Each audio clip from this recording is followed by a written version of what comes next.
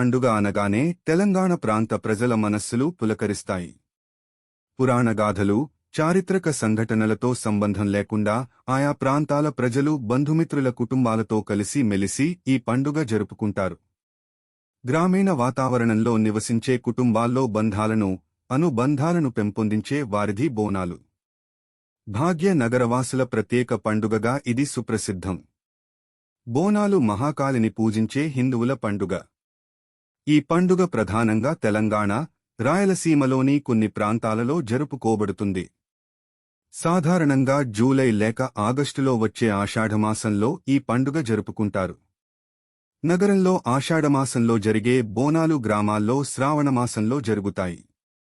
గ్రామాల్లో కులవృత్తుల సంప్రదాయం ప్రకారం బోనాల వేడుకలను భారీ ఎత్తున నిర్వహిస్తారు. పండుగ మొదటి మరియు చివరి రోజులలో ఎల్లమ్మదేవికి ప్రత్యేక పూజలు చేస్తారు. బోనం అంటే నైవేద్యం. మహిళలు వండిన అన్నంతో పాటు పాలు, బెల్లం, కొన్నిసార్లు ఉల్లిపాయలతో కూడిన బోనాన్ని మట్టి లేక రాగి కుండలలో తమ తలపై పెట్టుకుని దప్పుగాళ్లు, ఆటగాళ్లు తోడ్కుని రాగా దేవిగుడికి వెళ్తారు. మహిళలు తీసుకెళ్లే ఈ బోనాల కుండలను చిన్న వేపరెమ్మలతో, పసుపు, కుంకుమ లేక కడి, తెల్ల ముగ్గుతో అలంకరించి దానిపై ఒక దీపం ఉంచడం జరుగుతుంది. మైసమ్మ, పోచమ్మ, ఎల్లమ్మ, పెద్దమ్మ, దొక్కాలమ్మ, అంకాలమ్మ, పోలేరమ్మ, మారమ్మ మొదలైన పేర్లు కల ఈ దేవిగుళ్లను దేదీప్యమానంగా అలంకరిస్తారు. ఆషాఢమాసంలో దేవి తన పుట్టింటికి వెడుతుందని నమ్మకం. అందుకే భక్తులు ఈ పండుగ సమయంలో దేవిని దర్శించుకుని తమ స్వంత కూతురు తమ ఇంటికి వచ్చిన భావనతో, భక్తి శ్రద్ధలతోనేగాక ప్రేమానురాగాలతో బోనాలను ఆహార నైవేద్యంగా సమర్పిస్తారు. పూర్వకాలంలో ఈ పండుగ రోజున దుష్టశక్తులను పారద్రోలటానికి ఆలయ ప్రాంగణంలో ఒక దున్నపోతును బలి ఇచ్చేవారు. నేడు దున్నపోతులకు బదులు కోడి పుంజులను బలి ఇవ్వడం ఆనవాయితీగా మారింది. పూనకం పట్టిన కొందరు స్త్రీలు తలపై బోనం మోస్తూ డప్పుగాళ్ల లయబద్ధమైన మూతలకు అనుగుణంగా దేవిని స్మరిస్తూ నర్తిస్తారు. బోనాలను మోసుకెళ్తున్న మహిళలను దేవి అమ్మవారు ఆవహిస్తారని విశ్వాసము. మహంకాళి అంశ రౌద్రాన్ని ప్రతిబింబిస్తుంది కావున ఆమెను శాంతపరచడానికై ఈ మహిళలు ఆలయమును సమీపించు సమయములో వారి పాదాలపై మిగిలిన భక్తులు నీళ్లు కుమ్మరిస్తారు. తమ భక్తికి చిహ్నంగా ప్రతి భక్త బృందము ఒక తొట్టెలను, కాగితము, కర్రలతో కూర్చబడిన చిన్న రంగుల పరికరము సమర్పించడం ఆచారంగా ఉంది. బోనాలు పండుగ దేవికి నైవేద్యము సమర్పించు పండుగ కావడం చేత ఆ ప్రసాదాన్ని కుటుంబ సభ్యులు అతిథులతో పాటు స్వీకరిస్తారు. నివేదనానంతరం మాంసాహార విందు భోజనం మొదలవుతుంది. పండుగ జరిగే ప్రాంతాలలో వేపాకులతో అలంకరించబడిన వీధులు దర్శనమిస్తాయి. జానపద శైలిలో ఉండే అమ్మవారి కీర్తనలతో నిండిన మైకుసెట్ల హోరులో పండుగ వాతావరణం విస్పష్టంగా ప్రస్ఫుటమవుతుంది. పోతురాజు. దేవి అమ్మవారి సోదరుడైన పోతురాజును ప్రతిబింబించే ఒక మనిషి చేత పండుగ సమూహాన్ని నడిపించడం ఇంకొక ఆనవాయితీ. పోతురాజు పాత్రను పోషించే వ్యక్తి స్ఫురద్రూపిగా బలశాలిగా ఉంటాడు. ఒంటిపై పసుపు, నుదుటిపై కుంకుమ, కాలికి గజ్జెలు కలిగి చిన్న ఎర్రని ధోతీని ధరించి డప్పు వాయిద్యానికి అనుగుణంగా ఆడతాడు. అతను భక్త సమూహము ముందు ఫలహారం బండి వద్ద నాట్యం చేస్తాడు. అతను పూజాకార్యక్రమాల ఆరంభకుడిగా, భక్త సమూహానికి రక్షకుడిగా భావించబడతాడు.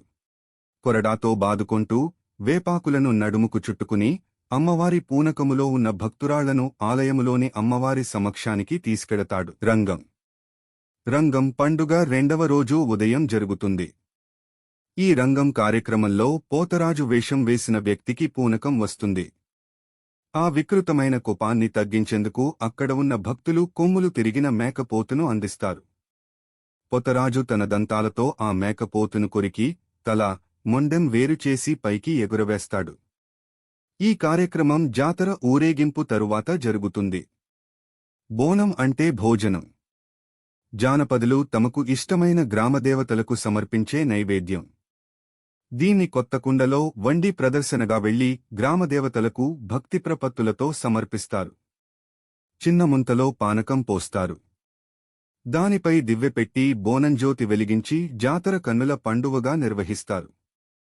వేటపోతు మెడలో వేపమండలు కట్టి వ్యాధి నిరోధక శక్తిని పెంచే పసుపు కలిపిన నీరు, వేపాకుల్ని చల్లుకుంటూ భక్తులు ఊరేగింపుగా గ్రామదేవతల ఆలయాలకు తరలివెళ్లి బోనాలు సమర్పిస్తారు. ఇలా బోనాల సమర్పణ వల్ల దేవతలు శాంతించి అంటువ్యాధులు రాకుండా కాపాడుతారని ప్రజల విశ్వాసం. ఘటం. అమ్మవారి ఆకారములో అలంకరింపబడిన రాగి కలశాన్ని ఘటం అని సంబోధిస్తారు. సాంప్రదాయక వస్త్రధారణ, ఒంటిపై పసుపు కలిగిన పూజారి ఈ ఘటాన్ని మోస్తాడు. పండుగ మొదటి రోజు నుండి చివరి రోజు నిమజ్జనం దాకా ఈ ఘటాన్ని డప్పుల మేళవాద్యాల నడుమ ఊరేగిస్తారు. ఘటం ఉత్సవం రంగం తర్వాత జరుగుతుంది. హైదరాబాదులో బోనాలు. కులీ కుతుబ్ షాల కాలంలో ప్రారంభమైన బోనాలు ప్రతి సంవత్సరం రాజధానిలో సుమారు నెల రోజుల పాటు వైభవోపేతంగా జరుగుతుంది. గోల్కొండ ఖిల్లాలోని జగదాంబిక ఆలయంలో జరిగే బోనాలకు 500 ఏళ్ల, సికింద్రాబాద్లోని ఉజ్జయిని మహంకాళి బోనాలకు సుమారు 200 ఏళ్ల చరిత్ర ఉంది. అలాగే నిజాం నవాబుల ప్రార్థనలతో ప్రాశస్త్యం పొందిన లాల్ దర్వాజా సింహవాహిని మాతా మహంకాళి ఆలయంలో శతాబ్ది ఉత్సవాలు జరుగుతున్నాయి. హైదరాబాదులో బోనాల పండుగ సందోహం గోల్కొండ కోటలోని గోల్కొండ మహంకాళి ఆలయం వద్ద మొదలయ్యి లష్కర్ బోనాలుగా పిలువబడే సికింద్రాబాదులోని ఉజ్జయిని మహంకాళి ఆలయము, బల్కంపేట్లోని ఎల్లమ్మ దేవాలయాల మీదుగా ఓల్డ్ సిటీ ప్రాంతానికి చేరుకుంటుంది. హరిబౌలిలోని అక్కన్న మాదన్న దేవాలయము వారి ఘటముతో ఏనుగు అంబారిపై అశ్వాల మధ్య అక్కన్న మాదన్నల బొమ్మల నడుమ ఊరేగింపు మొదలయ్యి సాయంత్రానికి కన్నుల పండుగగా నయాపుల్ వద్ద ఘటముల నిమజ్జనతో ముగుస్తుంది. అక్కన్నమాదన్న మాతా మహంకాళి ఆలయంగా సుప్రసిద్ధమైన హరిబౌలి ఆలయంలో బోనాల రోజున రాష్ట్ర ప్రభుత్వం తరఫున అమ్మవారికి పట్టుచీరను కానుకగా సమర్పించే సంప్రదాయం కొనసాగుతున్నది.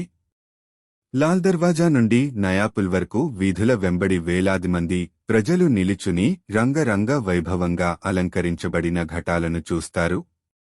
పోతురాజుతో పాటు వివిధ పౌరాణిక వేషధారణలలో ఉన్న కుర్రవాళ్లు తమదైన రీతిలో జానపద గీతాలు, వాయిద్యాల మధ్య నృత్యం చేస్తారు.